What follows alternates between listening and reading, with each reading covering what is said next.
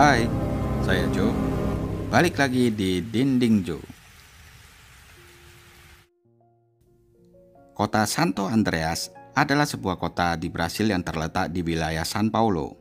Populasinya diperkirakan berjumlah 721.368 jiwa. Kota ini dikenal sebagai kota terbaik kelima di negara Brasil dalam pendidikan anak-anak. Nah, pada tahun 2008, ada seorang remaja yang bernama Eloa Cristina Pereira Pimentel. Saat itu dia baru berusia 15 tahun. Dia adalah seorang murid sekolah yang teladan. Eloa ini disukai oleh teman-temannya karena ia anak yang sangat baik dan ceria. Dia lahir pada tanggal 5 Mei 1993 di Maceió, Alagoas, Brasil, dan pindah ke São Paulo dengan keluarganya. Ibunya bernama Ana Cristina Pimentel, dan dia bekerja sebagai juru masak di tempat penitipan anak. Sedangkan ayahnya bernama Everaldo Pereira dos Santos adalah seorang polisi militer. Eloa juga memiliki adik laki-laki yang bernama Everton Douglas Pimentel dan kakak laki-laki yang bernama Rodinson Pimentel. Saat Eloa tumbuh menjadi seorang remaja di usianya yang ke-12, dia bertemu dengan seorang anak cowok yang bernama Lindenberg Fernandes Alves.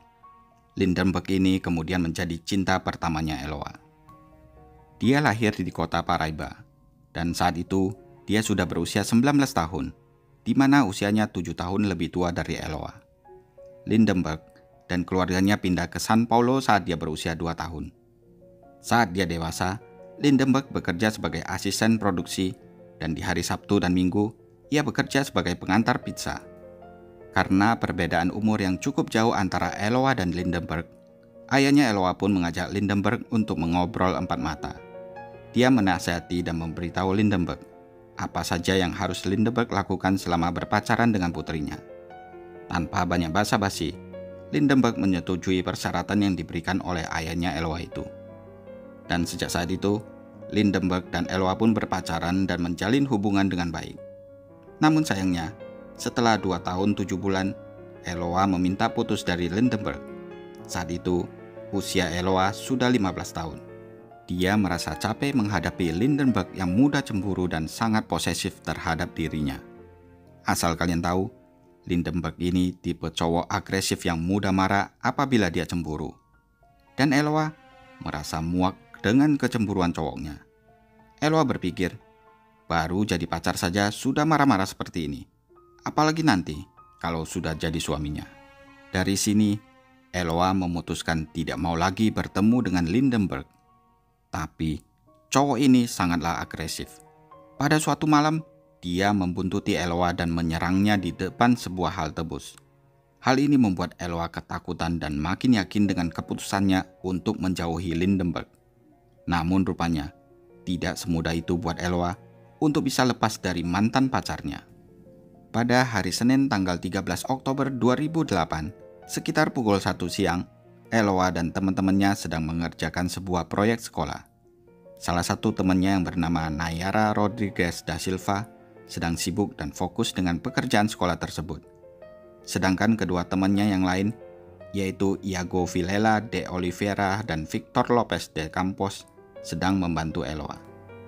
Dan di saat itulah, mantan pacar Eloa si Lindenberg yang saat itu sudah berusia 22 tahun, masuk ke apartemen Eloa yang terletak di Santo André sambil memegang pistol. Dia langsung menahan semua anak-anak itu di apartemen tersebut. Pada sore harinya di hari yang sama, Douglas adiknya Eloa tiba di apartemen tersebut. Dia baru saja pulang dari sekolahnya. Saat Douglas mau membuka pintu apartemennya, ternyata dia lupa membawa kuncinya. Rupanya, sebelum keluar rumah di pagi hari tadi, dia tidak ingat mengambil kunci apartemennya. Namun dia tahu, jika Eloa seharusnya sudah pulang sekolah dan berada di dalam rumah, sehingga Douglas pun memutuskan untuk mengetuk pintu rumahnya agar Eloa membukakan pintu untuknya. Tetapi, setelah beberapa kali mengetuk pintu, tidak ada respon sama sekali dari dalam. Karena tidak tahu apa yang harus dia lakukan, Douglas kemudian duduk di tangga gedung apartemen sambil menunggu salah satu dari orang tuanya pulang ke rumah. Dia duduk di tangga itu selama berjam-jam, sampai menjelang sore ketika ayahnya tiba di rumah. Ayahnya bertanya, kenapa ia tidak masuk ke rumah?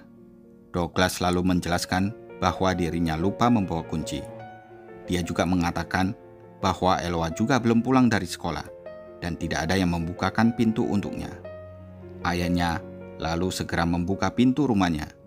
Tetapi dari dalam apartemen tersebut terdengar suara pria berteriak dan berkata, "Jangan masuk ke dalam dan jangan berani mendekat ke sini. Aku memegang pistol dan aku di sini bersama Eloa dan 3 temannya. Pergi menjauh dari pintu itu, atau aku tembak ketiga teman Eloa." Mendengar hal itu, ayah Eloa langsung menghubungi polisi setempat. Di sisi lain, Lindenberg meminta Iago Vilera dan Victor Campos untuk pergi ke kamar tidur. Di sana, Lindenberg menampar anak-anak itu beberapa kali dan menyiksa mereka, serta menyuruh mereka untuk tidak berteriak dan berisik, agar tidak ketahuan oleh tetangga apa yang sedang terjadi di dalam apartemen tersebut. Selanjutnya, Lindenberg juga memukul, menampar, menyiksa Eloa dan juga Nayara Fernandez. Dia bahkan juga menendang Eloa dan menarik rambutnya.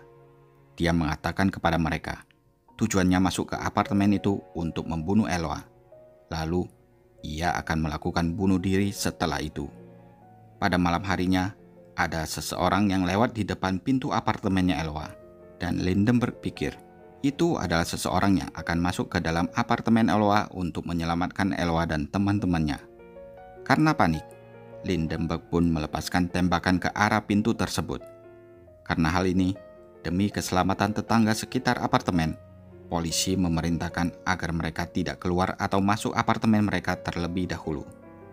Gedung apartemen di sebelah bahkan digunakan oleh polisi sebagai tempat untuk berkomunikasi dan bernegosiasi dengan Lindenberg. Lindenberg meminta pada polisi bahwa dirinya ingin berbicara dengan ibunya Eloa. Dia berkata bahwa dia tidak akan melepaskan Eloa jika Eloa tidak mau tinggal bersama dia dan menjadi pacarnya kembali. Lindenberg tidak akan membiarkan Eloa bersama dengan orang lain. Dan apabila itu terjadi, Eloa tidak akan keluar dari apartemen ini hidup-hidup. Dan setelah itu, dia berkata kepada polisi, jika ada seseorang yang berani mendekati jendela atau pintu dan membuat suara berisik di luar, saya akan bunuh anak-anak ini semua. Dan saya akan melakukan bunuh diri. Karena saya mempunyai banyak peluru untuk melakukan semua itu. Untungnya, pada malam itu, Lindenberg melepaskan teman Eloa yang bernama Victor dan Iago. Di luar apartemen sudah banyak mobil. Di antaranya mobil polisi, ambulans, reporter, dan juga helikopter yang sedang merekam live di TV. Karena di dalam apartemen Eloa juga ada TV, maka Lindenberg tahu apa rencana polisi. Tanpa diduga, sore itu tiba-tiba Lindenberg melepaskan tembakan dari jendela ke arah jalan di mana terdapat banyak rombongan orang yang menonton. Untungnya, tidak ada yang terluka akibat insiden tersebut. Polisi lalu berencana untuk menunggu sampai Lindenberg kecapean. Polisi juga memadamkan listrik di apartemen tersebut pada pukul 4 sore. Mereka berharap dengan listrik dipadamkan, Lindenberg akan menyerah. Dan betul saja, pada waktu 5.30 sore, Lindenberg sangat marah dan dia berbicara kepada polisi melalui saluran telepon, di mana dia meminta polisi untuk menyalakan listrik dalam apartemen itu. Dan jika polisi tidak menyalakan listrik, dia akan menyiksa Eloa.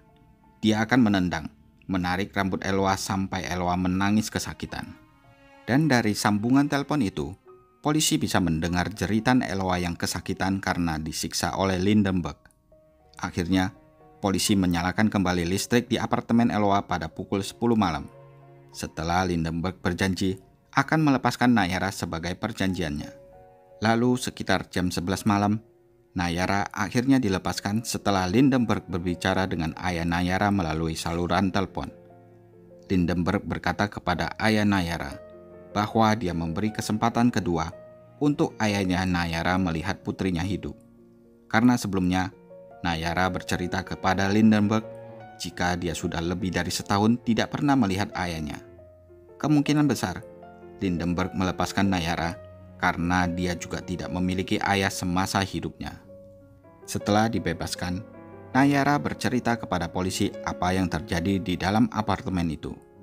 Rupanya, Lindenberg sempat menyita HP Eloa, dan di dalam HP itu Lindenberg menemukan teman cowok baru Eloa yang bernama Philippe, dan itu membuat Lindenberg sangat marah.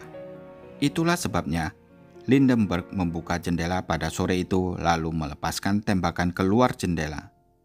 Kasus penyanderaan ini menarik perhatian banyak media nasional dalam sejarah di Brasil. Polisi sepertinya tidak menangani kasus ini secara serius dan terlihat sangat lambat, karena mereka tidak segera mengambil tindakan. Akhirnya, reporter memutuskan untuk menghubungi dan mewawancarai Eloa melalui saluran telepon. Reporter itu menanyakan apa yang sedang terjadi di dalam sana, dan barang apa saja yang mereka butuhkan saat ini. Eloa meminta reporter itu untuk menyampaikan ke ibu dan ayahnya kalau dia sangat mencintai mereka berdua. Eloa juga bilang bahwa dirinya sangat lapar dan meminta mereka untuk mengirimkan makanan. Rekaman telepon itu berlangsung sekitar 7 menit dan ditayangkan secara live ke seluruh Brasil. Lindenberg pada saat itu sebenarnya merasa ketakutan karena dia sadar dirinya kini menjadi pusat perhatian di seluruh Brasil. Tapi dia masih tidak mau menyerah.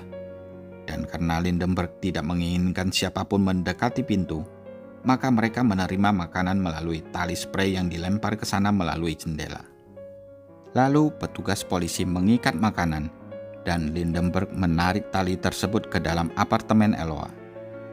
Konyolnya guys, pada keesokan harinya, yaitu di hari Kamis pagi, Nayara yang sudah aman berada di rumahnya dijemput oleh polisi untuk dibawa ke lokasi penculikan Eloa. Dan dia diharapkan bisa membantu polisi untuk bernegosiasi dengan Lindenberg. Bersama dengan polisi dan Douglas, adiknya Eloa, Nayara mendekati apartemen Eloa. Douglas menanti di lantai 1 dengan hati yang berdebar-debar. Sayangnya, setelah Nayara sampai di depan pintu, Lindenberg menodongkan pistol ke kepalanya Eloa dan mengancam akan menembak Eloa apabila Nayara tidak mau masuk ke dalam. Dengan terpaksa dan ketakutan, Nayara masuk ke dalam apartemen tersebut dan kembali menjadi sandarannya Lindenberg. Gambar rekaman Nayara memasuki apartemen di mana terlihat Eloa ditahan di bawah todongan senjata oleh mantan pacarnya ditampilkan langsung di acara TV pada saat itu. Selama sekitar 100 jam, seluruh warga di negara itu mengikuti drama yang mengerikan ini. Mereka menyaksikan siaran live tersebut di TV mereka. Setelah 100 jam, dari tanggal 13 Oktober sampai dengan 17 Oktober 2008, seluruh warga Brasil dicekam kecemasan. Pada sore hari Jumat 17 Oktober, Shift TV Globo mengumumkan berakhirnya penculikan 2 remaja tersebut. Reporter Cesar Galvão melaporkan bahwa polisi setelah mendengar tembakan dari dalam apartemen langsung bertindak dengan meledakkan pintu dan memasuki tempat itu. Sayangnya, Eloa dan Nayara terkena tembakan Lindenberg. Eloa ditembak 2 kali, di bagian kepala dan selangkangannya. Sedangkan Nayara ditembak di bagian wajahnya. Melalui telepon, reporter Karina Pasiega yang berada di rumah sakit memberikan informasi terbaru. Kondisi Nayara baik-baik saja. Sedangkan kondisi Eloa cukup parah. Tembakan di kepalanya sangat fatal dan mengakibatkan kerusakan otak.